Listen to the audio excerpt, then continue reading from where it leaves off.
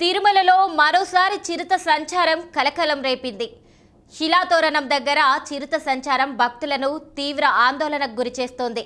తిరుమల శిలాతోరణం వద్ద గురువారం సాయంత్రం చిరుత సంచరిస్తున్నట్లు భక్తులు గుర్తించారు.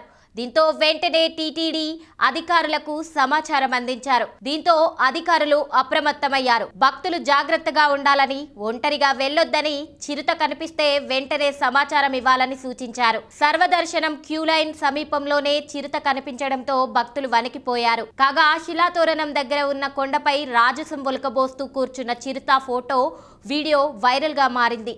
ఇక చిరుత సంచారం నేపథ్యంలో భక్తులు అప్రమత్తంగా ఉండాలని టీటీడీ సూచించింది. సర్వదర్శన టోకెన్ల క్యూ లైన్ సమీపంలోని అటవీ ప్రాంతంలోనే చిరుత సంచరిస్తున్నట్లు తెలియడంతో అధికారులు సిబ్బందిని అప్రమత్తం చేసి భద్రతను మరింత పెంచారు. గతంలో తిరుమల కాలినడక మార్గంలో ఓ చిన్నారిని పొట్టన పెట్టుకుంది చిరుత.